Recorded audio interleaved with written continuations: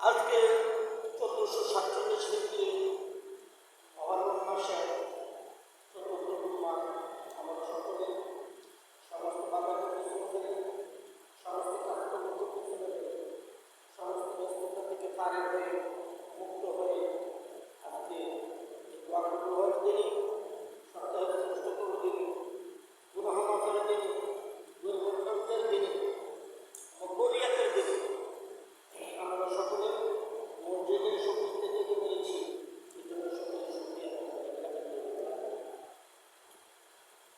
সম্মানিত হাজির, আমরা সকলে সুস্থ অবস্থা মসজিদের শক্তি থেকে নিয়েছি এই জন্য সকলে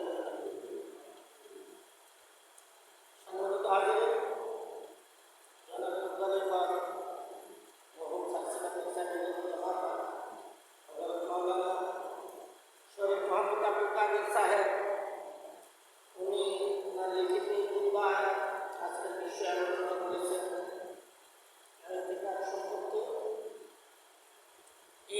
সম্পর্কে 4টে গ্রুপ আলোচনা করা আছে এই গ্রুপটাতে।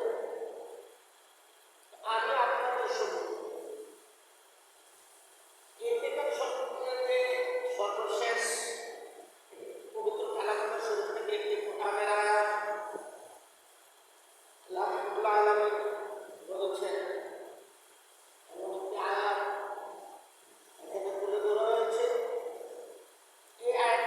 বিশ্লেষণ করব। পাশাপাশি সূরা লাহাবের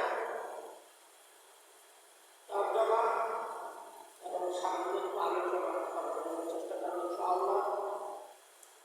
মহান আল্লাহ রব্বুল ইজ্জত আমাকে উপযুক্ত এই প্রদান করুন, এই জন্য শুকরিয়া।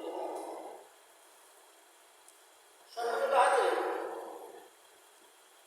খুতবায় আজকে যে পবিত্র কালামুল শরীফ থেকে আয়াত তিলাওয়াত করা হচ্ছে, বলা আছে বিসমিল্লাহির রহমানির রহিম রব্বানা ফাগফির লানা যুনুবানা ওয়া কাফির আন্না সাইয়্যাতিনা ওয়া তাওফানা মা'আল আবরার। সূরা আলে ইমরানের 4 নম্বর পারা 14 নম্বর পৃষ্ঠায় সূরা আলে ইমরানের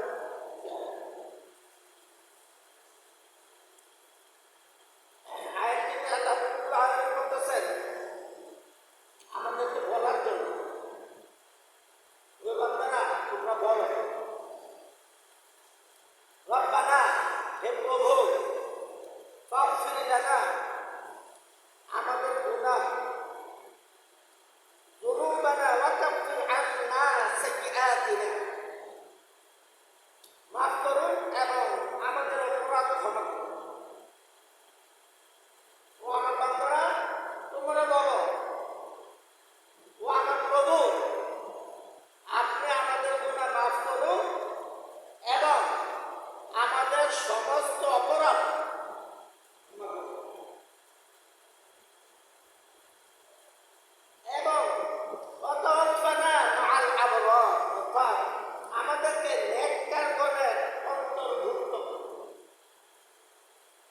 যারা নেককার বান্দা, যারা আপনার নেককার বান্দা, তাদের সাথে আমাদেরকে অন্তর্ভুক্ত করুন, তাদের সাথে আমাদেরকে শামিল করুন, অর্থাৎ আমাদেরকে নেককার হিসেবে গণ্য করুন। এই আয়াতে বলা আছে, এটা সূরা আলে ইমরানের একটি আয়াত, 4 নম্বর পারা।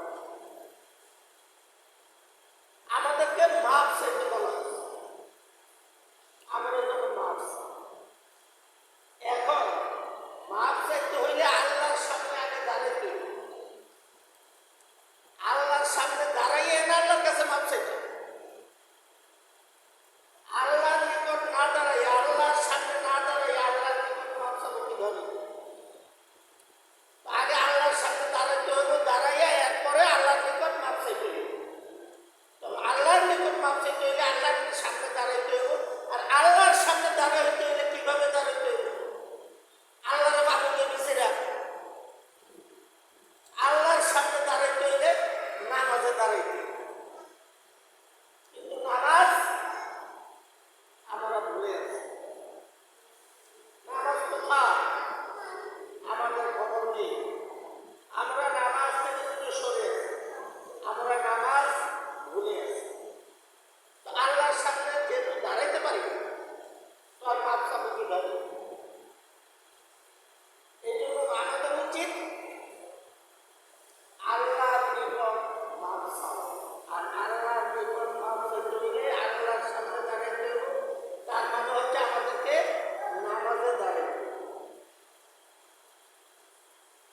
আর নামাজে অনেক তিলাওয়াত করে, আমরা অনেক দোয়া করে থাকি, যেগুলো আমাদের জন্য দোয়া। যেমন সূরাতুল ফাতিহা, এটা সম্পূর্ণটাই দোয়া। নামাজটা সম্পূর্ণটাই দোয়া। দোয়ায়ে মাসুরা, এটা দোয়া। দোয়ায়ে কুনুত, এটা দোয়া। রুকুর তাসবিহ, সিজদার তাসবিহ, এগুলো দোয়া। তাশাহুদ, এটা দোয়া। সবগুলোই দোয়া। আর সরাসরি দোয়াও অনেক কোরআনের আয়াত আছে। এই জন্য আমাদেরকে নামাজে দাঁড়াইতে হবে।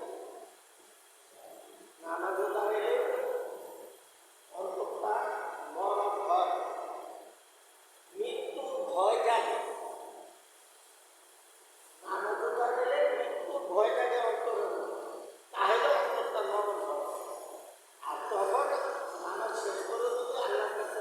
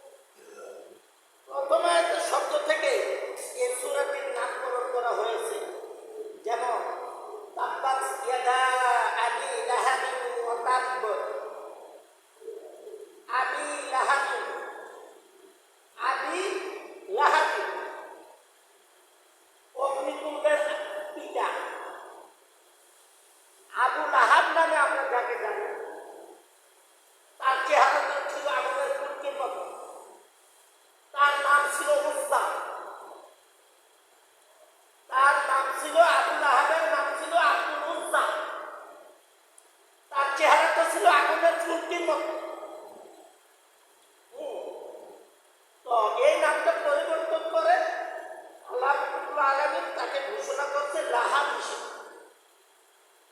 এটা আগুনের সাথে মিল আছে।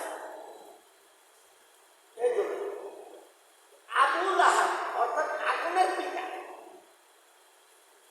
আগুনের পিতা মানে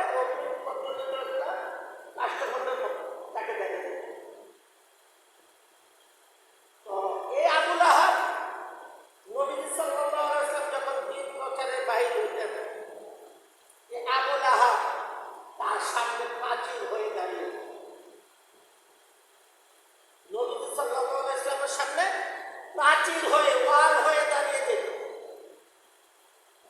সামনে ওয়াল থাকলে যেমন আমরা কোথাও যাওয়ার রাস্তা পাই না, অন্যদিকে রাস্তা পাই, ঠিক তেমনি একটা ওয়াল হয়ে দাঁড়িয়ে।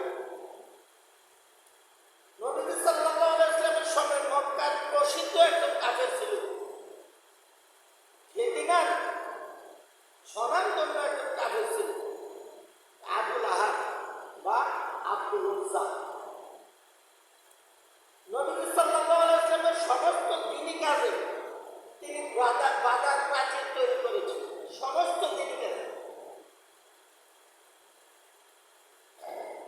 তিনি নবীজি সাল্লাল্লাহু আলাইহি ওয়াসাল্লামের সমস্ত কাজে বাধা দিয়েছিলেন এবং সমস্ত কাজে নবীজি সাল্লাল্লাহু আলাইহি ওয়াসাল্লামকে ধ্বংস হওয়ার জন্য অভিশাপ দিয়েছিলেন। কে অভিশাপ দিয়েছিল? আবু লাহাব। আবু লাহাবের অভিশাপ দিয়েছিল কাকে? নবীজি সাল্লাল্লাহু আলাইহি ওয়াসাল্লামকে। অভিশাপে কি বলতো? বলতো তোমার ধ্বংস হোক। কি বলতো? তোমার ধ্বংস হোক। এভাবে অভিশাপ দিতেন। এই সুরে আবু লাহাব ও তার স্ত্রীর কার্যক্রম ও পরিণতি তুলে ধরে হয়েছে। এই যে সূরাটা, এই সূরা আবু লাহাব এবং তার স্ত্রী, তার বিবির কার্যক্রম তুলে ধরা হয়েছে। তারা কি কি কাজ, মানে তাদের জন্য, তাদেরকে উদ্দেশ্য করে এই সূরাটা নাযিল হয়েছে।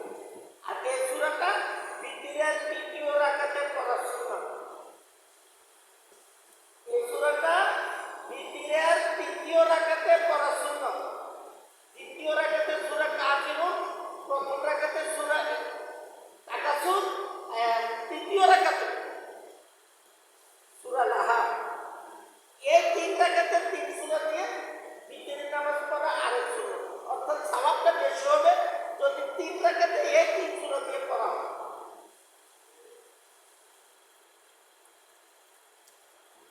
আব্বাস রাদিয়াল্লাহু তাআলা বলেন, আয়াতটি নাযিল হওয়ার পর নবী সাল্লাল্লাহু আলাইহি ওয়াসাল্লাম বের হয়ে, অর্থাৎ যে আয়াতটি নাযিল হয়েছে, নবী সাল্লাল্লাহু আলাইহি ওয়াসাল্লাম পাহাড়ে উঠে ডাক দিলেন, ইয়া সাবা, অর্থাৎ এ সকালবেলার বিপদগ্রস্ত লোক, ইয়া সাবা বলে ডাকলে ওই পাহাড়ের উপর উঠে কেউ যদি ইয়া সাবা বলে ডাকতো, সকলে তার চতুর্দিকে দাঁড়িয়ে যেত। তো নবীজি সাল্লাল্লাহু আলাইহি ওয়াসাল্লাম ওই পাহাড়ের উপর দাঁড়িয়ে ইয়া সাবা বলে ডাকলেন, অর্থাৎ হে বিপদগ্রস্ত লোক। তো যারা শুনতে পাইছে তারা বলল, কে ডাকতেছে আমাদেরকে পাহাড়ের চূড়ায় উঠে, চলো আমরা গিয়ে দেখি। গিয়ে দেখলেন নবীজি সাল্লাল্লাহু আলাইহি ওয়াসাল্লাম। নবীজি সাল্লাল্লাহু আলাইহি ওয়াসাল্লাম জিজ্ঞাসা করলেন, আমি যদি আপনাদের সবাইকে বলি যে পাহাড়ের পেছনে একদল সৈন্য অস্ত্র হাতে নিয়ে আপনাদেরকে আক্রমণ করার জন্য দাঁড়িয়ে আছে, আপনারা কি তা বিশ্বাস করবেন? উপস্থিত জনতা বলল, হুজুর আপনি মিথ্যা বলেন এমন অভিজ্ঞতা আমাদের নেই। আপনি মিথ্যা বলেন এমন অভিজ্ঞতা আমাদের নেই, আমাদের জানা নেই। অর্থাৎ আমরা যা জানি, যতটুকু জানি, আপনি মিথ্যা বলতে পারেন না। আপনি যাহা বলেন সত্যই বলেন। আপনি আপনি মিথ্যা বলেন না, মিথ্যা বলতে পারেন। তখন নবীজি সাল্লাল্লাহু আলাইহি ওয়াসাল্লাম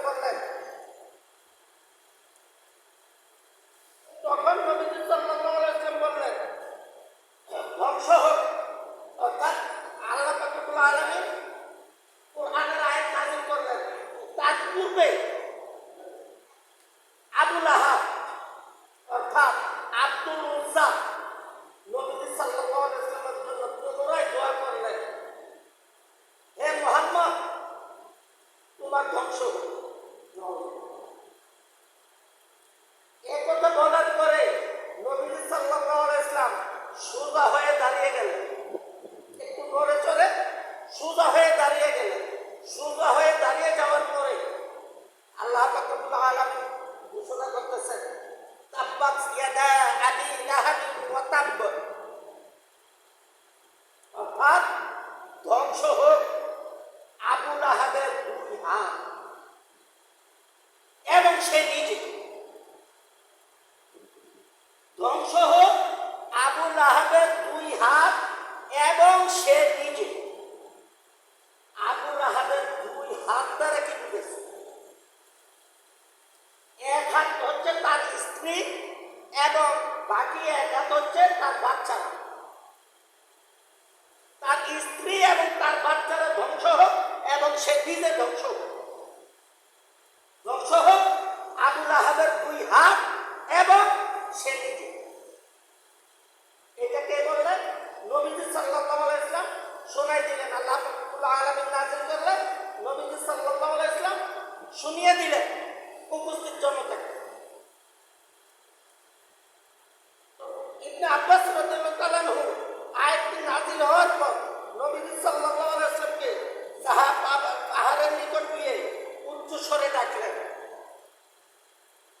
নবীজি সাল্লাল্লাহু আলাইহি ওয়াসাল্লামকে ওই পাহাড়ের নিকট গিয়ে উচ্চ স্বরে ডাকলেন এবং তাহাকে জড়িয়ে ধরলেন। অর্থাৎ আবু জাহেল বা আবু লাহাব বা তাদের কেহই যেন নবী সাল্লাল্লাহু আলাইহি ওয়াসাল্লামকে আক্রমণ করতে না পারে, তাকে যেন আক্রমণ করতে না পারে।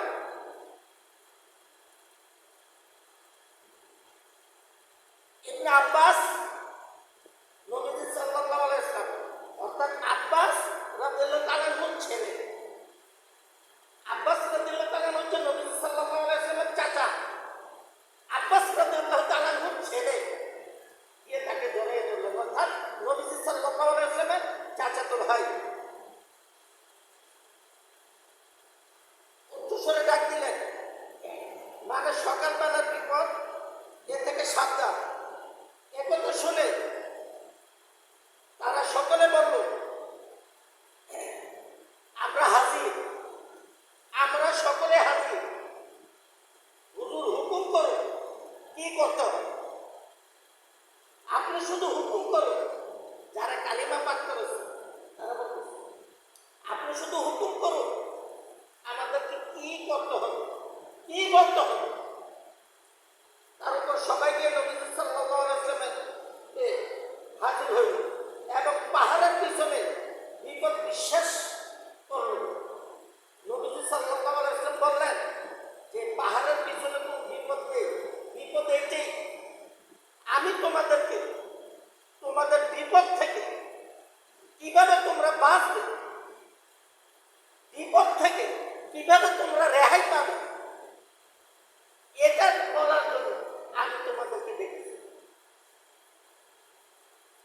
তোমাদের সামনে যে বিপদ আছে, জাহান্নামের প্রজ্বলিত আগুন তোমাদের জন্য জ্বলতেছে, ওই আগুন থেকে তোমরা কিভাবে রেহাই পাবে, ওই রেহাই পাওয়ার জন্য রাস্তা দেখেছি আমি তোমাদেরকে দেখেছি।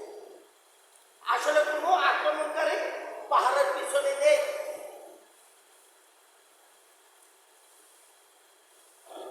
নবী সাল্লাল্লাহু আলাইহি ওয়াসাল্লাম তারপরে বললেন, অর্থাৎ সূরা লাহাব একসাথে নাযিল হয়েছে 5টি আয়াত। তারপর বললেন তার সম্পদ ও তার উপার্জন তার কোনো কাজে আসবে না। মা আগনা আনহু মালুহু ওয়া মা কাসাব।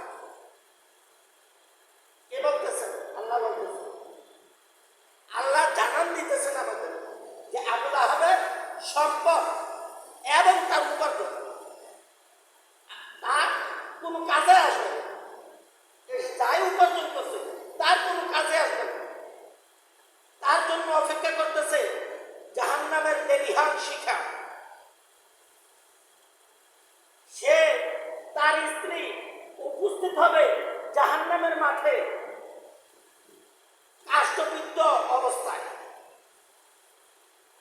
গলার মধ্যে কাঠ বাঁধা থাকবে। এই কাঠ কাঁধের উপর থাকবে, কাঁধের উপর কাঠ থাকা অবস্থায় তার স্ত্রী জাহান্নামে উপস্থিত হবে। কোথায়? কঠিন সে জাহান্নাম, যে জাহান্নামকে আজকে আমরা তুচ্ছ মনে করি।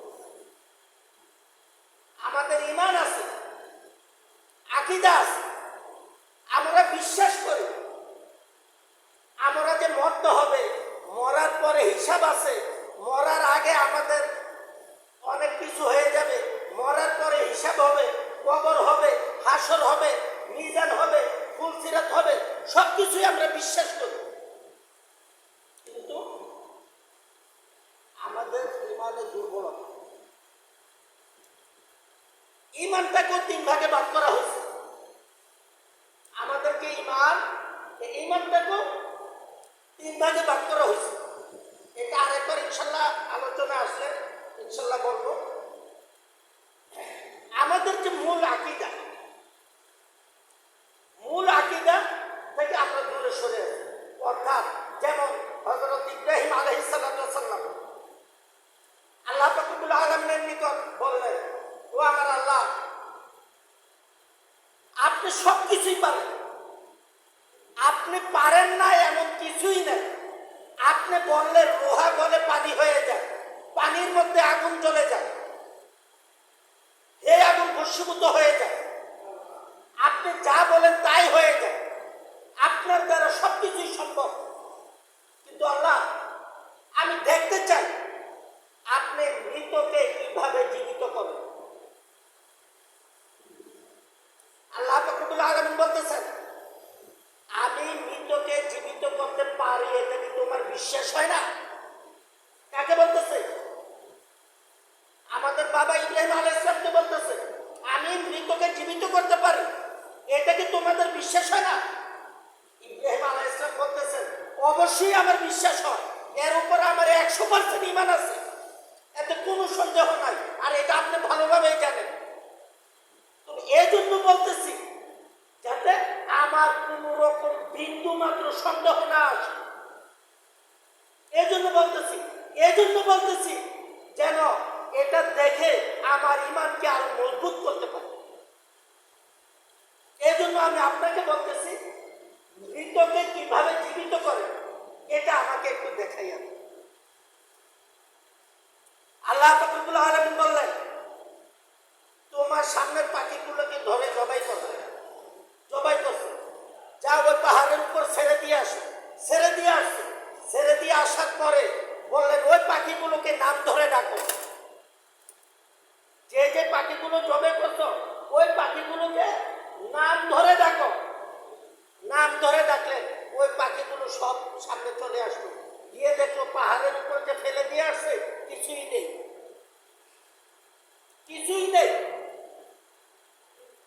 ইব্রাহিম আলাইহিস সালাম দেখলেন, অর্থাৎ নিজের ঈমানকে আরো মজবুত করার জন্য আল্লাহ রব্বুল আলামিন পবিত্র কালামুল্লাহ শরীফে বলতেছেন, ওয়াল্লাযীনা আমিনু বিল্লাহি ওয়া রাসূলিহি, ওয়াল্লাযীনা আমিনু বিল্লাহি ওয়া রাসূলিহি। ও আমার বান্দাগণ, তোমরা ঈমানকে মজবুত করো, ঈমানকে পাকাপোক্ত করো, যেভাবে আমার রাসূলগণ ঈমানকে পাকাপোক্ত করেছে। তোমরা তোমাদের ঈমানকে মজবুত করো, শক্ত করো। তো আমাদের উচিত আমাদের ঈমানকে শক্ত করা, মজবুত করা, এটা আমাদের উচিত।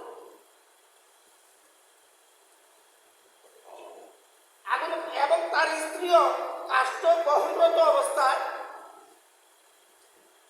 জাহান্নামে প্রবেশ করবে এবং তাহার গলদেশে রশি লাগানো থাকবে। কার গলদেশে?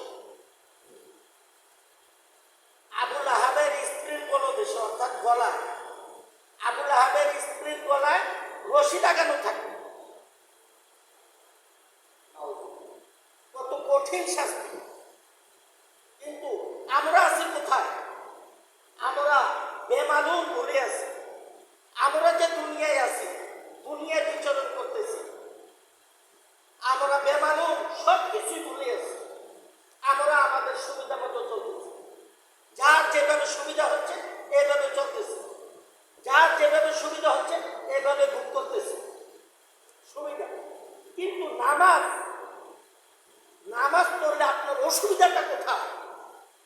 আপনি জানেন নামাজের জন্য জবাবদিহি করতে হবে। আপনি জানেন নামাজের জন্য হিসাব দিতে হবে। কবর বিশ্বাস করেন, হাসর বিশ্বাস করেন, ফুলসিরাত বিশ্বাস করেন, নিজের বিশ্বাস করেন, জান্নাত জাহান্নাম বিশ্বাস করেন, সবকিছুই বিশ্বাস করেন। আল্লাহর কাছে যে দায়বদ্ধ তাও বিশ্বাস করেন। আল্লাহ যে আমাদের থেকে হিসাব নেবে তাও বিশ্বাস করেন। সবকিছুই বিশ্বাস করেন। এত কিছু বিশ্বাসের পরেও নামাজ নাই। এত কিছু বিশ্বাস করতেছি কিন্তু এরপরও নামাজ নাই। যে গেলে হুজুর বিশ্বাস তো করি, সময় দেয় আর 24 ঘন্টা নামাজ সময়ের মধ্যে 5 ওয়াক্ত নামাজ আদায় করতে আপনার কতক্ষণ সময় লাগবে? সর্বোচ্চ না হয় 1 ঘন্টা। 24 ঘন্টা সময় আল্লাহ আপনাকে দান করছে। এই 24 ঘন্টা সময়ের মধ্যে আপনি 1 ঘন্টা সময় আল্লাহ রাস্তায় দান করার জন্য সময় পাবেন। আপনি বিশ্বাস করতেছেন, সবকিছুই মানতেছেন, কিন্তু ওই যে আল্লাহ আমাদের কপালে গুমরাহির চিন মোহর মাইরা দিছে। ফি কুলুবিহিম মারাদুন ফাযাদাহুমুল্লাহু মারাদা ওয়া লাহুম আযাবুন আলীম বিমা কানু ইয়াকযিবুন। ফি কুলুবিহিম মারাদুন ফাযাদাহুমুল্লাহু মারাদা। আমি আল্লাহ যার অন্তরে গুমরাহির চিন মোহর মেরে দেই, তাকে সোজা করার, তাকে হেদায়েত দান করার রাস্তা কারো নেই। এবং তার জন্য রয়েছে জাহান্নামের কঠিন অগ্নি প্রজ্বলিত আগুন, কঠিন থেকে কঠিনতম শাস্তি। যারা কোরআন পড়ি, মাঝে মধ্যে একটু পড়ি, বা রমজান মাসে একটু পড়ি, তারা একটু দেখি না, মাঝে মধ্যে একটু বসি না, কোরআনকে নিয়ে বসি, কোরআনে আল্লাহ কি বলে দিচ্ছে একটু জানি। কোরআনের তর্জমান সহ কোরআন শরীফ অনেক জায়গায় আছে, অনেক দোকানে আছে, অনেকের বাড়িতে ঘরে আছে, আপনার মোবাইলে আছে। মোবাইলে ইচ্ছা করলে বাহির করতে পারেন। আপনি দেখেন আল্লাহ কোরআনে কি বলছে, একটু দেখেন।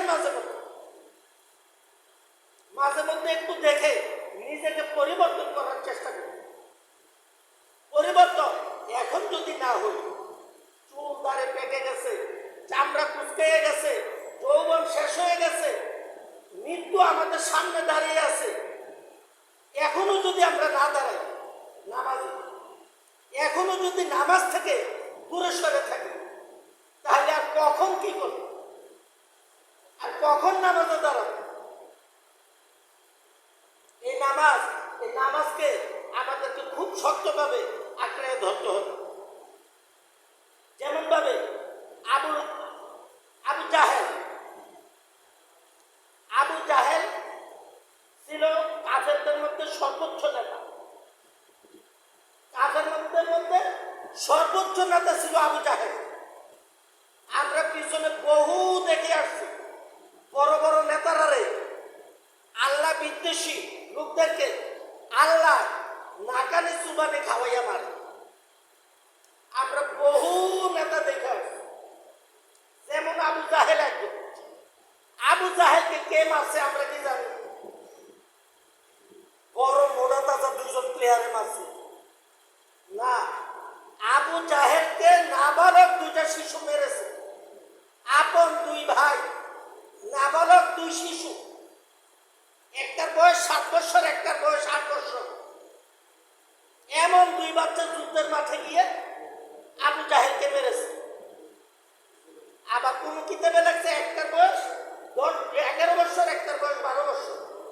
এটা মতামত বাহির হয়েছে, ইদানিং একটা বাহির হয়েছে।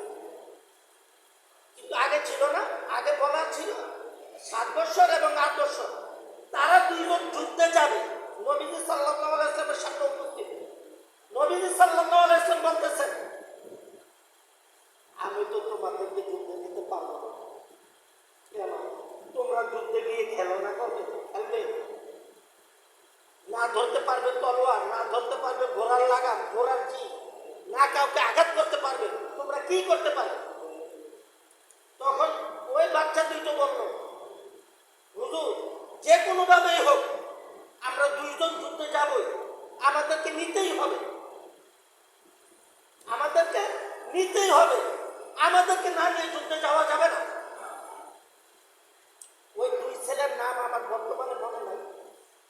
একজন নবীজি সাল্লাল্লাহু আলাইহি ওয়াসাল্লাম বললেন, ঠিক আছে, এতই যেহেতু তোমাদের আগ্রহ, তোমাদের এই দুইজন থেকে একজন যাবে, তোমরা এখানে কুস্তি লড়ো, যে কুস্তিতে বিজয়ী হবে তাকে আমি যুদ্ধে নিয়ে যাব। তখন স্বাভাবিকভাবে বড় ভাইয়ের শক্তি একটু বেশি, বড় ভাই ছোট ভাইকে নিচে ফেলে দিয়ে ছোট ভাইয়ের বুকের উপর উঠে বসে আছে, বললো যে হুজুর আমি জয়ী হয়েছি। ছোট ভাই উঠে বলে, হুজুর আরেকবার সুযোগ দেন। হুজুর বললেন, নবীজি সাল্লাল্লাহু আলাইহি ওয়াসাল্লাম বললেন, তোমাদেরকে আরেকবার সুযোগ দিলাম। ওই ছোট ভাই বড় ভাইয়ের কানে কানে বললো, বড় ভাই তুই তো আগে জিততে লাইছ, তুই তো দেখেবি, এখন আমার লইয়া যা, এখন আমি তোর যাতা দেব, তুই হইতে লাগবি, আমি তোর ছুটতে পারি, নাইলে তো আমি যাইতে পারতাম না। ছোট ভাই বড় ভাইয়ের কইছে, বড় ভাইয়ের যেটা ধরছে, বড় ভাই হইতে লাইছে, ছোট ভাইয়ে বড় ভাইয়ের উপর উঠতে বয়ে নিয়েছে, উপর উঠতে বয়ে নিয়েছে। এই খবর জানেনি নবীজি? নবীজি জানে, নবীজি এই খবরও জানে, তারা যে চুক্তি করে লাইছে দুজন যাই। ছোট ভাই বড় ভাই বুকের উপরে উঠে কইতে আছে, হুজুর আমি জিততে যাইছি, এবার আমারও লইয়া যান। দুনো ভাই রওনা করে যুদ্ধের মাঠে ঢুকতেছে। এই অবস্থায় দুই ভাই একজনকে জিগাইতেছে, আবু জাহিল না কুঙ্গা? যারা জিগাইতেছে তারা চোখ পাহাইয়া চায়, এই সোনা নিয়ে কিতা করবে? এই দূরে দূরে দুই বাচ্চা এগিয়ে আবু জাহিল না কুঙ্গা, এগিয়ে কিতা করবে? এরপরে তারা আগ্রহ দেখে কয়েকবার জিগাইবার পরে কইতে আছে, ওই যে পিছনে আইতে আছে এটা আবু জাহিল। তারা দুজন রাস্তা ছাইরা খেতে দিয়ে ঘোড়া নামাইয়া দিচ্ছে। খেতে দিয়ে ঘোড়া নামাইয়া ওই আবু জাহেলের ঘোড়ার পায়ে প্রথম এক ভাই আঘাত করছে। ঘোড়ার পায়ে আঘাত করার কারণে ঘোড়া শুয়ে গেছে। এরপরে হে ভাইয়ে আবু জাহিলার ঘাড়ে, এরপরে দুনো ভাই মিললে আবু জাহিলারে যুদ্ধের মাঠে প্রবেশ করার আগেই শেষ, খতম।